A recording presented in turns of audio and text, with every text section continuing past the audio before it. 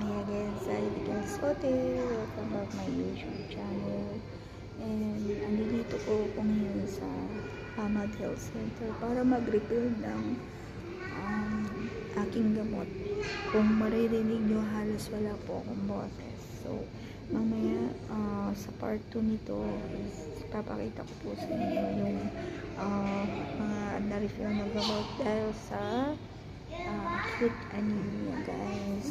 So sinamahan ako ng aking partner, so kailangan kong i-observation within 2 months kasi no February 8 ako na hospital, February 16 March na, so more than 1 month na matatapos na ang 2 months. So kailangan bumalik after 2 months sa aking doktor, kaya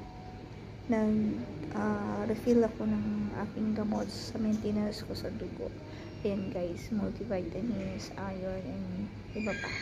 So, yung sa heart, pag okay ng dugo ko, proceed po sa heart. Ayan guys, so enjoy lang ang buhay, ang health. Kailangan nating alagaan ng ating health, ang ating katawan, hindi po trabaho. So from work up to dito, up to bahay, hinatid ko muna yung mga laptop, mga gamit, and then bahay to dito, walking lang dahil wala akong car, walang pwedeng mag-drive.